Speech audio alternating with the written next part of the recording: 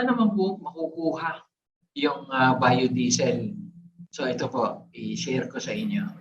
Where does biodiesel comes from? Biodiesel comes from plant, microbes, or animal oils. For us chemists, it's generally called triglycerides. And as we know, even humans have triglycerides.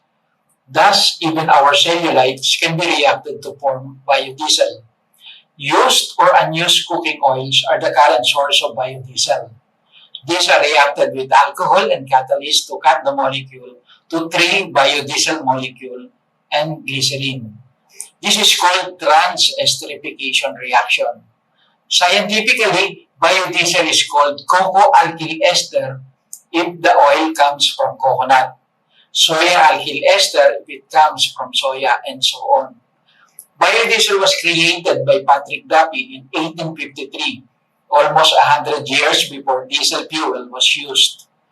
Note that biodiesel is 100 years older than diesel. This is not a new fuel. Engineer Rudolf Diesel used peanut biodiesel in his invented diesel engine in August 10, 1893 in Augsburg, Germany.